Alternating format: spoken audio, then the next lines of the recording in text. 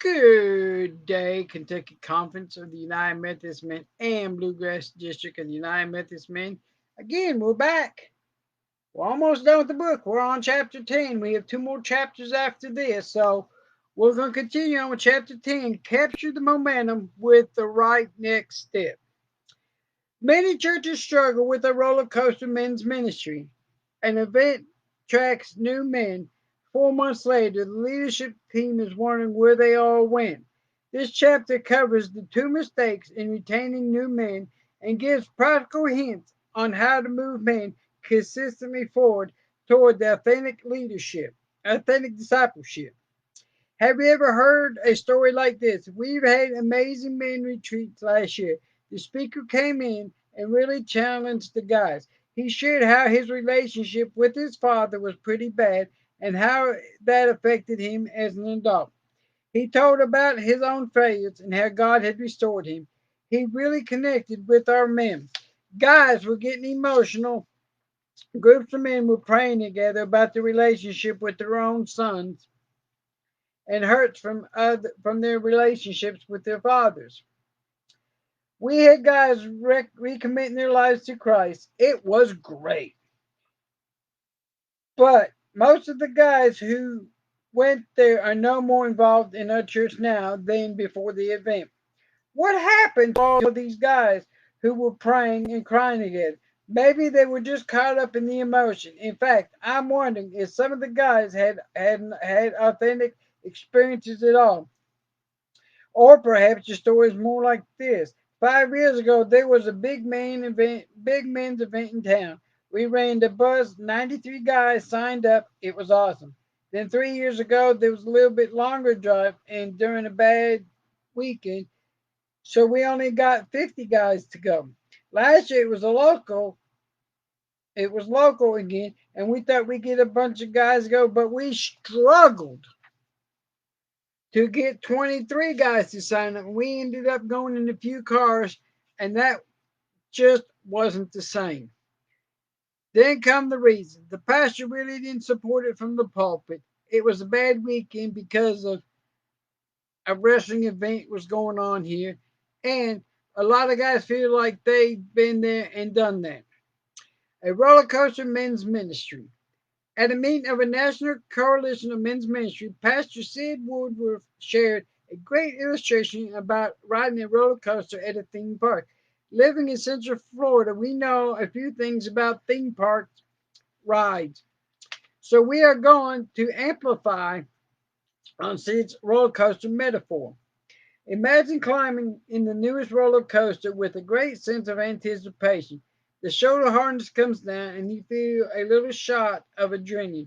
You look at the drop coming and realize you can't bear yourself by climbing out at the last minute, like a little scared girl, especially since there are little girls on the roller coaster too and they don't look at all scared.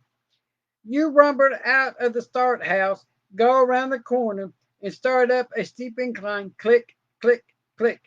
And you get about a quarter of the way up, just enough for all the cars to be suspended vertically, barely clinging to the track, and then you stop.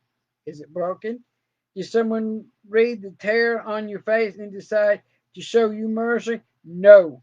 Over loudspeakers you hadn't noticed before, a countdown begins at zero.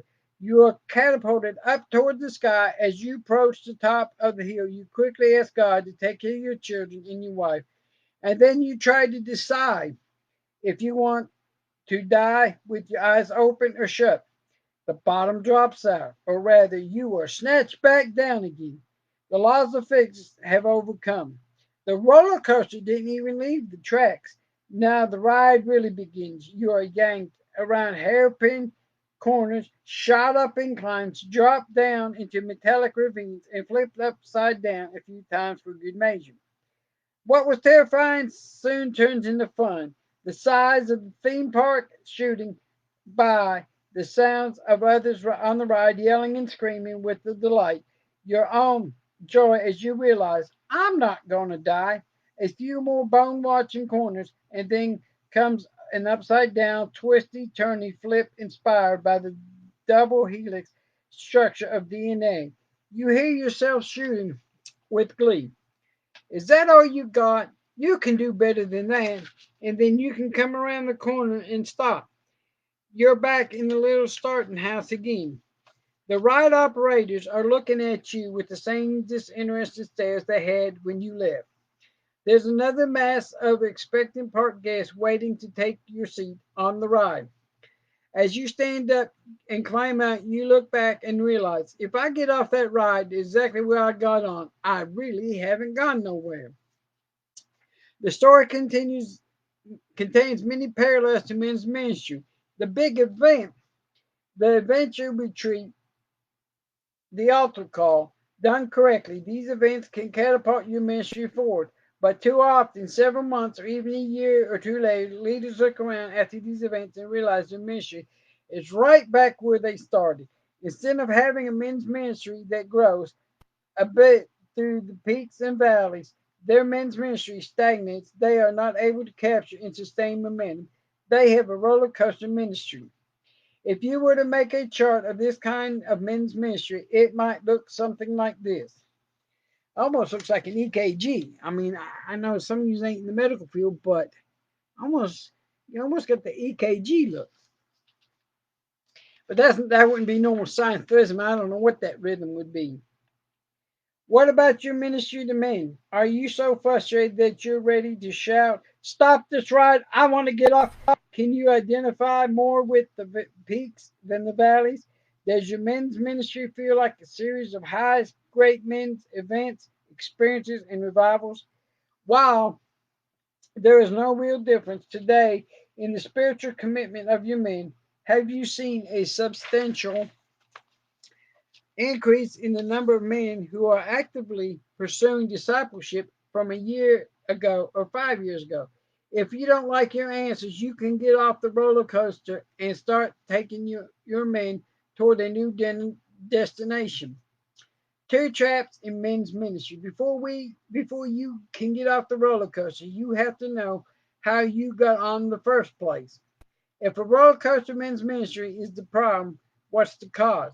In our experience, there are two different traps that the men's ministry fall into. Trap number one, the personality driven men's ministry.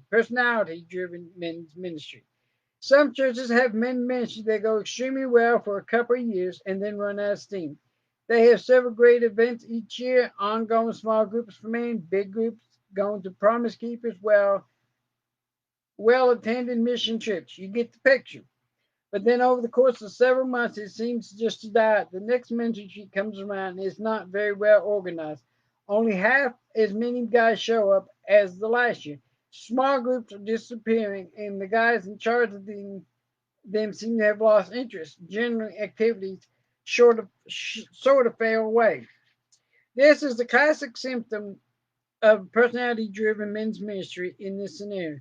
A dynamic, spiritually mature leader gathers a group of men around them and organizes men's ministry. He has the respect of his pastor and the leadership of the church, and they give him resources he needs to make things happen. His organizational skills help ensure high quality events that the guys appreciate.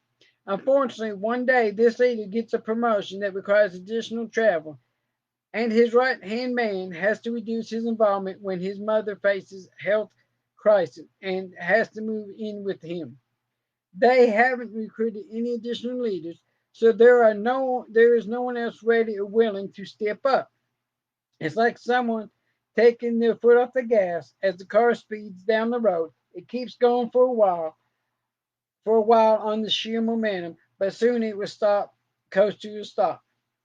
Trap number two, the event driven men's ministry. Perhaps your men's ministry goes through a series of ups and downs several times throughout the year. You spend a couple of months hyping the big men's rally and barbecue right after Labor Day. The men in your church get pumped up. They sign up in the lobby for the event several weeks in advance. Everyone is talking about the event last year when they roasted a whole pig on a spit. Gross and fascinating at the same time. The event comes and you have a great turnout. Everyone is excited about getting your new church year started right for the men. And then, well, I guess we better start getting ready for the Super Bowl party in February, and then the spring men's weekend, and then the big men's rally again. For the church, men's ministry is a series of blips. Each year, there are 3 or 4 events that guys get excited, but in between, the church struggles to get men to work in the nursery, the Sunday school classes, and have the same old people in them. And the monthly pancake breakfast is just about the only other men's activity available. This is an event driven men's ministry. Of course, events for the men are important. We need lots of entry points for men to become involved in the life of the church and to get exposed to the gospel. But if the event is all there is, eventually men will stop coming. You can escape the personality driven men's ministry trap by continually recruiting and empowering leadership, which we covered in detail in chapter 7. Feel free to glance there now to review the strategies and suggestions for renewing your leadership. How do you escape the event driven men's ministry? Have a strategy in place to capture the momentum your event create your events create and channel it into the right next step for every man. Would you turn on the air conditioner in your house in the middle of the summer and then leave the doors and windows open? Of course not. In the same way, it takes a tremendous amount of work and energy to overcome inertia in men by creating a value and momentum. Doesn't it make sense to have a concrete plan to capture the momentum and keep men moving forward in their relationship with God? Overcoming a skyscraper ministry. Imagine you are visiting New York City and a friend takes you to the top of a skyscraper. As you look over the beautiful city, he points to a building across the street and tells you about the wonderful restaurant on the top floor. Why don't we just jump over there right now and have some lunch? You look at the building, then down the street, and conclude that your friend was crazy. It is ridiculous to think you could jump 45 feet to another skyscraper. Often, the ministries and programs of our church are like skyscrapers in New York City. Each of them exists without a clear connection to other church programs. A person involved in the Sunday school class and or the praise team and or the short-term mission trip, but there's no real connection between the initiatives. So getting a man who tends worship to join a couple's small group or men's Bible study is like asking him to jump from one skyscraper to another. The ironic thing is this: some people are willing to make the jump. There's always a committed few who will take a leap of faith and dive headfirst into a new opportunity. In fact, enough people making these jumps in most churches will prevent us from seeing how poorly we have integrated a believable process of discipleship. But the vast majority of people will stay exactly where they are unless we build bridges to connect opportunities together and to make it obvious how to move from one step to the next. So, what does that mean to capture the momentum? 2 common mistakes after creating the momentum. There are 2 common mistakes that we tend to make after creating the value with the men. We do too little or we tend to do too much. First, we do too little. How many times have you seen a ministry expend all of its energy planning the big event only to pack up and go home after the closing? Amen. That this is a classic event driven men's ministry. We hold men's retreats or seminars that the man has a blip. The next year we invite him and another blip. The year after, a blip again. In a few years we have a lot of blipping men. There is no ongoing spiritual development. If we are not careful, men will think this is what it means to be a good Christian, or they will lose interest because they don't see any lasting impact on their own life. A roller coaster ministry builds a resistance in men getting getting men to get involved because they know deep in their hearts it is not really going to lead anywhere. Your men and your pastor become inoculated against the viable discipleship process. Second, attempting too much can be as just as fruitless.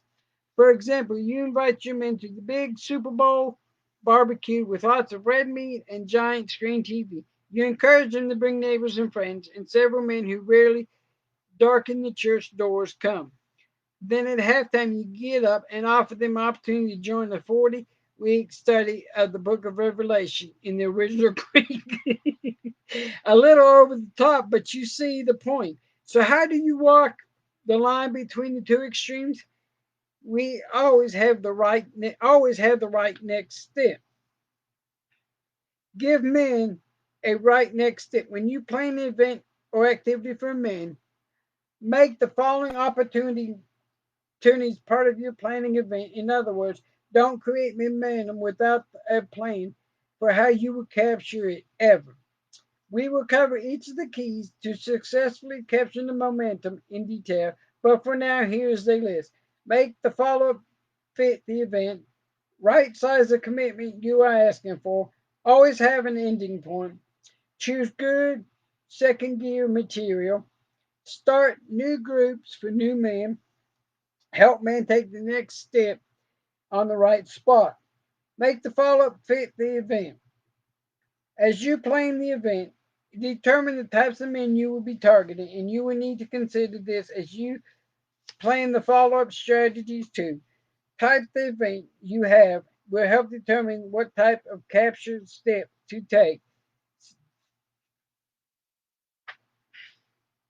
Recognize the commitment you are asking for. Oh, let me go back up here. We got a figure right here, figure 12. It's right here. See it? And it's three categories, 3 by 4. First category, you got types of men, types of event, follow up ideas. In the types of men, again, we're going to see men who need Christ, cultural Christians, biblical Christians, and leaders. Types of events, men who need Christ, Super Bowl, party, follow up ideas, Super Bowl, softball teams, sign up, adventure, trip, new introductory small group. For the cultural Christian, repair a widow's re-roof a widow's house, information and follow up ideas, information meeting, mission trip, formation of servant type ministries. Biblical Christians, the type of event would be a men's retreat or seminar, follow up ideas, small group class service opportunity. Leadership, types of event, lunch to discuss vision, follow up ideas, pray for the man, attend a leaders meeting as a guest. That's basically about that chart. Right size the commitment you are asking for. Don't ask men to overreach based on the end of event enthusiasm. A man may initially be excited about the intense 40-week Bible study on godly manhood, but on Monday, his customers will start complaining. On Tuesday, he remembers he's 15 days late on his mortgage payment, and by Wednesday, his enthusiasm has waned considerably. You've driven a car and accidentally shifted from first to fourth gear. What happens? Most people don't know about that, but that's a manual.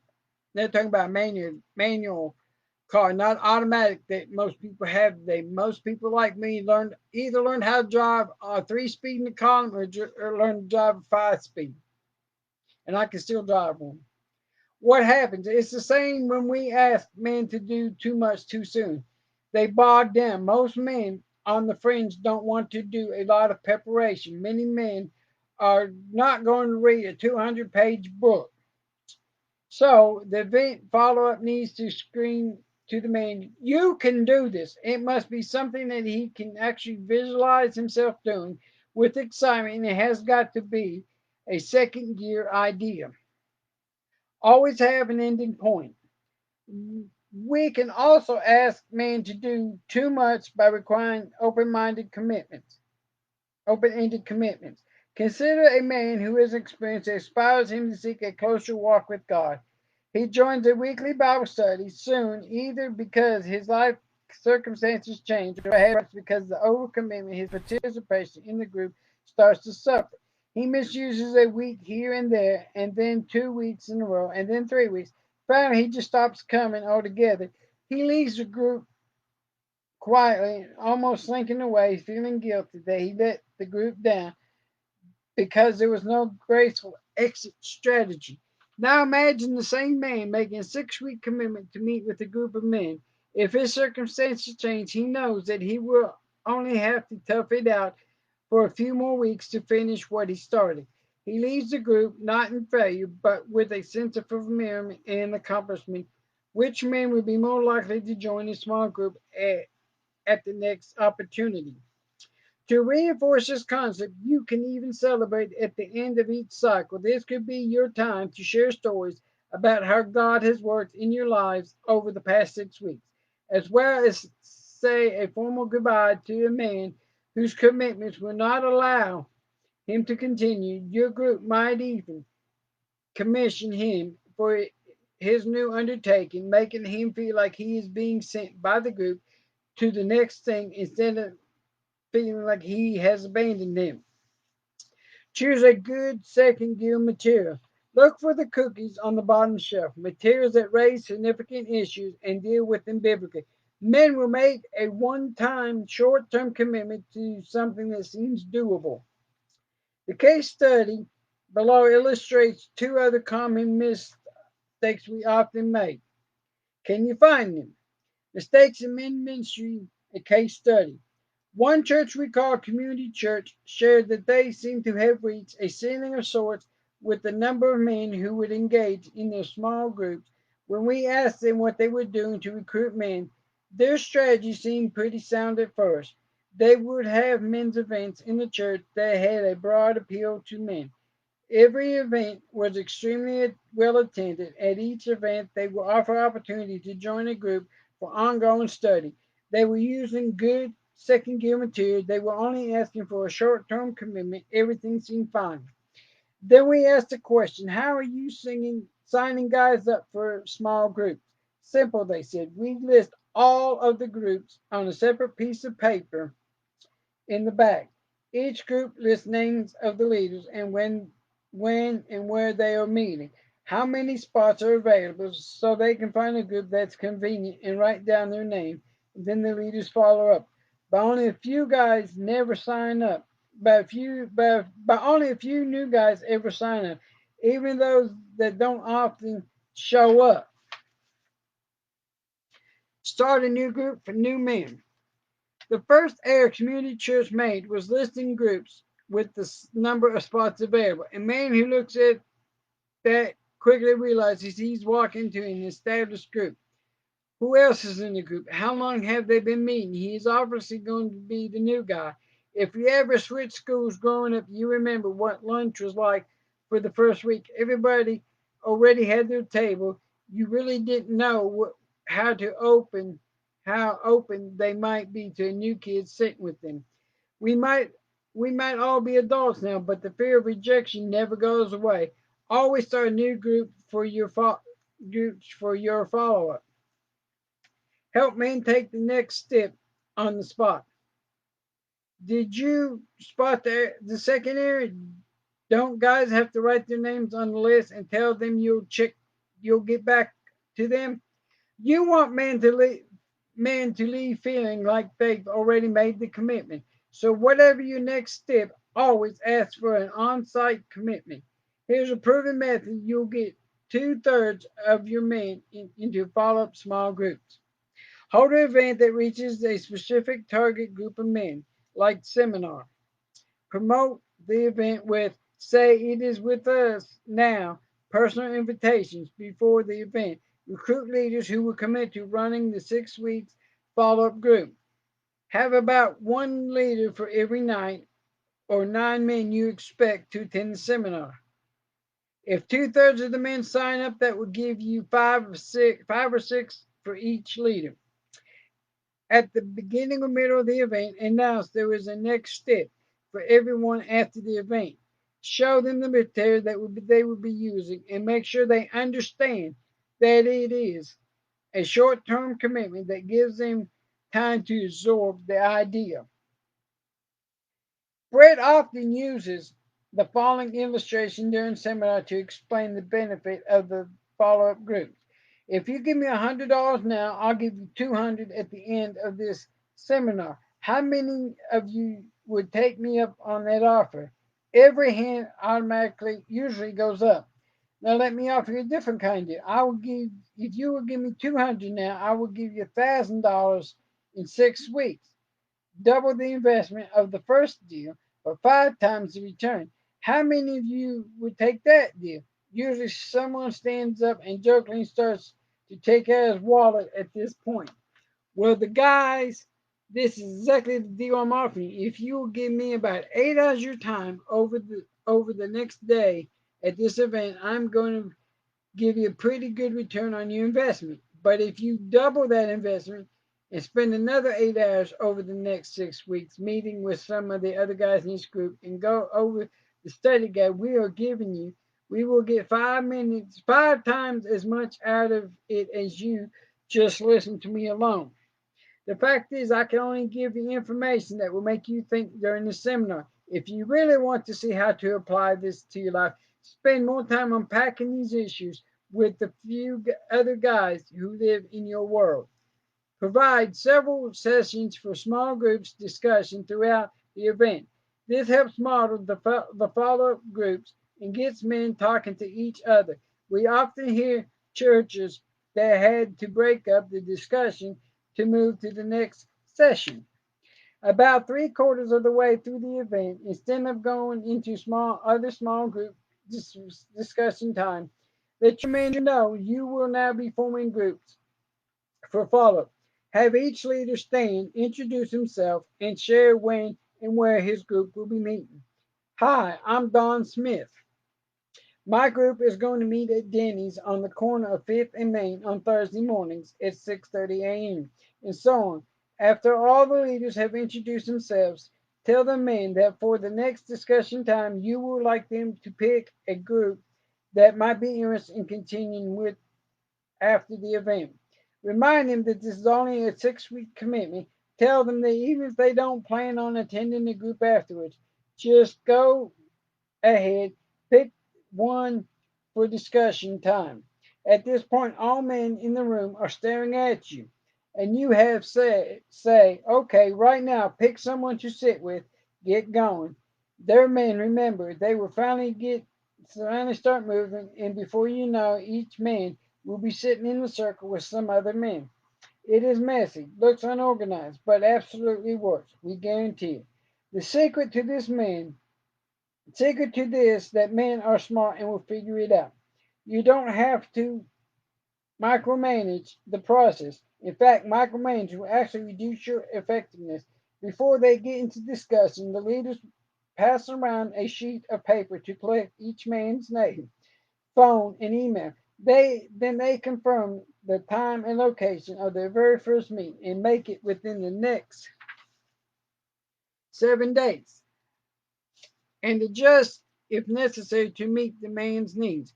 When they briefly look at the material they will be using, we provide a simple 16-page life plan with man in the mirror events. If they have time, they will go into discussion questions for the session that just ended.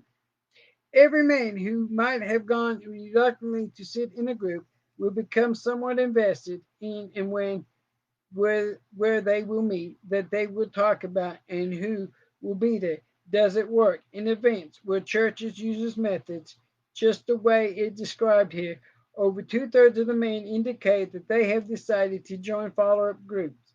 Perhaps even more exciting, the percentage of men who have never been in a small group before choose to be in the follow-up groups is even higher.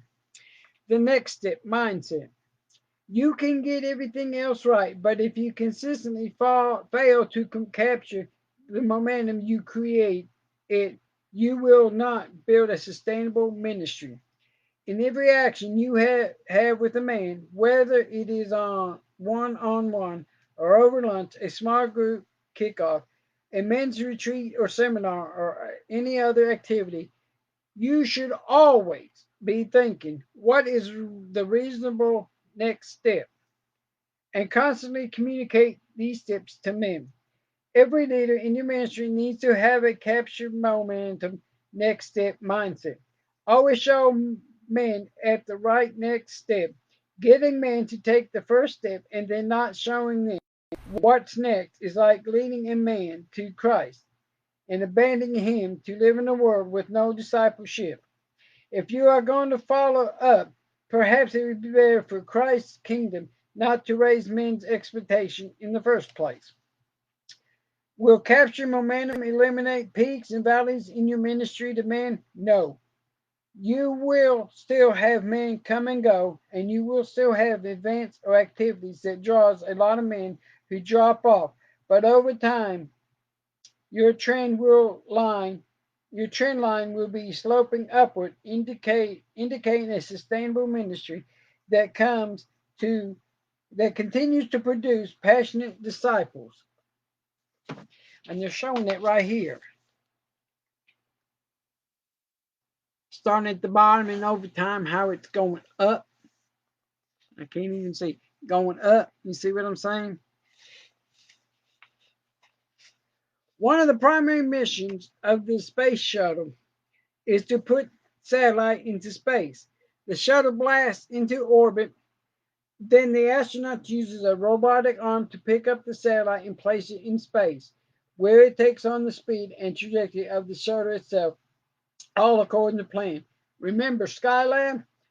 All you under 4 years, check it out online at wikipedia.org. The Skylab was a huge satellite workstation, a precursor of the International Space Station. The United States put it into orbit in 1973, with plans of going up in the space shuttle in 1979 to boost it into higher orbit. Unfortunately, the space shuttle wasn't ready until 1981. Skylab did not have enough momentum to hold its orbit that long, and it crashed to Earth in late 1979. Luckily, the only casualty was an Australian cow. Be careful not to leave men in your church hanging. If you use an event to blast men into a spiritual experience that draws them closer to God, don't hope he can maintain his orbit. When a man crashes to the ground, there's always a lot more to worry about than the Australian cow. The big idea is whenever you create a momentum, always show men a right next step. So far, we have discussed how to build your ministry around a vision, how to create momentum with men, and how to capture that momentum. In the next chapter, we will discuss how to sustain change in men who have entered discipleship. We're only one step away from chapter 12, and we will help you build a concrete plan to reach men in your church. Just remember this: avoid personality driven men ministry by constantly recruiting and renewing your leadership. Escape an event driven ministry by capturing the moment of your events create. Do not make men leap from one opportunity to the next. Build bridges that make it easy and intuitive for a man to move forward in his spiritual journey. Always give men the right next step. Remember these hints for your next step strategy. Make the follow up fit the event. Right size the commitment you are asking for. Always have an ending point. Good second gear material. Start new groups for men. Help make the next step on the spot. We only got 4 questions here, and we're going to talk about it. Do you feel like you've been on a roller coaster ride in your own spiritual journey? What seemed to cause the peaks and valleys? Yeah, I think we all experience it. I know I have. I mean, there are times that when I feel like I get disconnected from God when I don't get to church as much as I like. And, it's like during this COVID, not being connected with our district United Methodist, man, I feel like I've lost. I feel like we've not grown. I feel like I've not grown. I've not gotten where I need to be. And we're not there to help each other and pray for each other. And we need to get going. Me doing this and trying to take on some other stuff for the conference and stuff, it just gives me a connection, makes me feel important, feel wanted. Does the roller coaster describe your men's ministry? If so, do you feel like you've fallen into the trap of event driven ministry, personality driven ministry, or both? What effects had this had on your energy and commitment to supplementing your church? Well, pardon me, I got a cough. But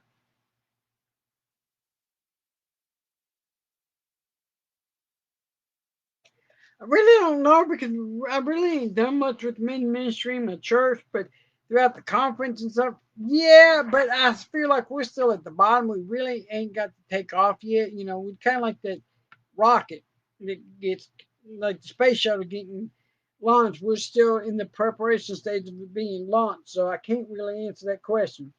List the events or activities you have done for men in your church over the last few months. We haven't because of COVID. Has there been a capture strategy in place for these events? Nope. Again, not, and that's because of COVID. If not, what could you have done to capture the moments you created? If so, how could you have improved it? Can't answer that because of COVID. What is the next event you have planned for me? Brainstorm with your team and how you will capture the momentum of this activity. Ain't gotten until we can get back to 100% meeting and stuff.